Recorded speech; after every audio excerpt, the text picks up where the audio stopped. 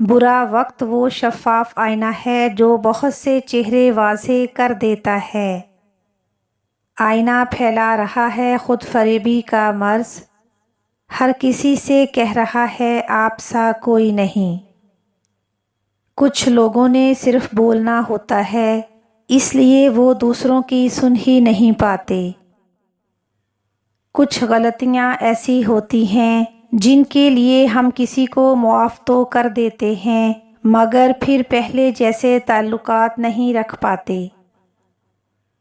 بہت ہی بد نصیب ہے وہ شخص جو کسی انسان کے دل سے ایسے نکل جائے کہ نہ تو محبت کے قابل سمجھا جائے اور نہ ہی نفرت کے۔ انسان کے آنسو اس وقت مقدس ہوتے ہیں جب وہ سچے دل سے توبہ کرتا ہے۔ سچ بولنا اور سننا دونوں ہی بہت مشکل کام ہیں، لیکن سچ بولنے سے دل کو جو سکون ملتا ہے وہ سکون کوئی اور چیز نہیں دے سکتی۔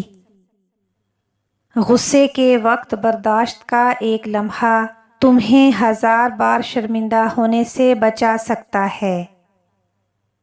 انسان کو اپنے آپ سے اتنی محبت تو ہونی چاہیے کہ وہ خود کو جہنم سے بچا کر جنت میں لے جائے۔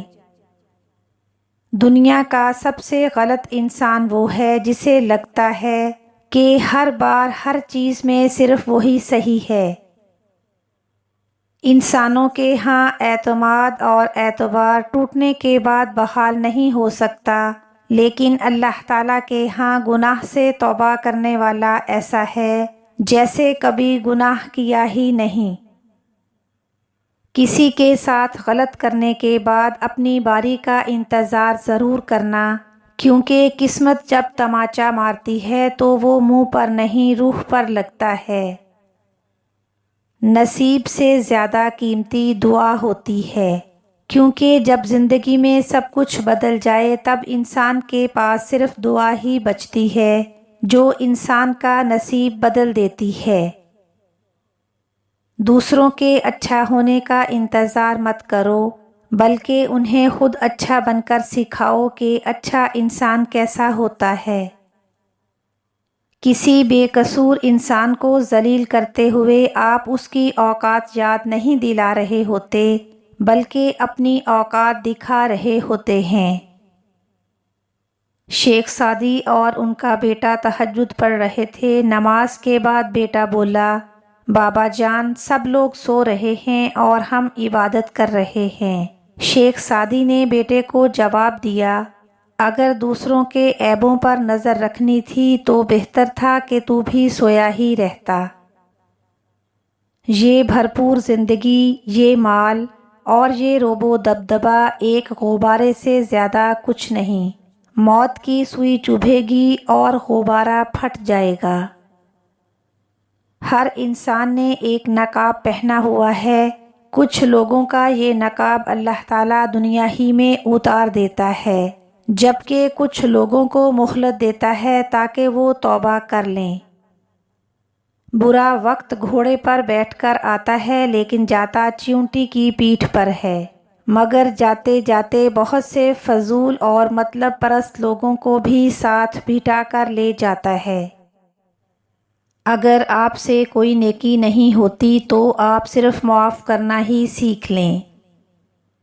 مخصوص لمحات بار بار تو لوٹ کر نہیں آتے، اس لیے اس وقت میں اس احساس کو پوری طرح جی لینا چاہیے جو احساس خوشی اور سکون عطا کرتا ہے۔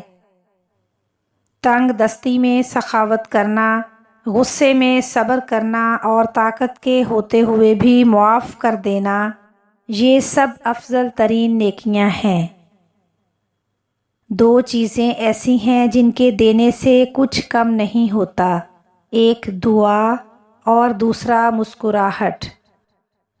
جب لگے کہ مشکل تمہاری طاقت سے بڑی ہے تو خود کو یاد دلا دینا کہ تم دنیا کے سب سے مضبوط انسان کے امتی ہو۔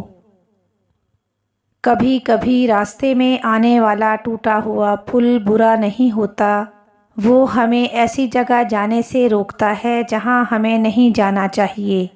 زندگی کے سفر میں رکاوٹوں کا کوئی مقصد ضرور ہوتا ہے، ہمیں ان رکاوٹوں سے سبق سیکھنا چاہیے۔ ہارون رشید نے بہلول دانا سے پوچھا کہ چور کے بارے میں کیا حکم ہے؟ بہلول نے کہا، عالی جاں، اگر چور پیشہ ور ہے تو اس کا ہاتھ کاٹ دینا چاہیے، اور اگر چور مجبور ہو تو حاکم وقت کی گردن اڑا دینی چاہیے۔ ہر کسی کو خوش رکھنا شاید ہمارے بس میں نہیں، مگر ہماری وجہ سے کسی کو دکھ نہ پہنچے یہ ہمارے بس میں ضرور ہے۔ کبھی یہ مت سوچنا کہ میری مدد سے کسی کا کیا ہوگا۔ اگر بارش کا ہر قطرہ اپنے چھوٹے ہونے کا سوچے تو پھر بارش کبھی بھی کہیں پر نہ ہو۔ خاموشی اور مسکراہٹ دو طاقتور خصوصیات ہیں۔ مسکراہٹ بہت سے مسائل کے حل کا ذریعہ ہے، اور خاموشی بہت سے مسائل سے بچنے کا بہترین ذریعہ ہے۔ ہمیشہ اس چیز کے لیے شکر گزار رہیں جو آپ کے پاس ہے، کیونکہ کچھ لوگوں کے پاس کچھ نہیں ہوتا۔ اللہ تعالیٰ کو دل اور زبان کا سخت ہونا پسند نہیں، اسی لیے اللہ نے دونوں کو ہڈی کے بغیر بنایا ہے۔ انہیں نرم رکھو، دل محبت سے نرم ہوگا اور زبان اخلاق سے۔ نظر انداز کرنے والا شخص تمہارے پاؤں پکڑ کر منتیں کرے گا اگر تم اس کی نظر اندازی کی پرواہ نہ کرو، بشرطے کہ وہ شخص تمہارا مطلوب محبت ہے۔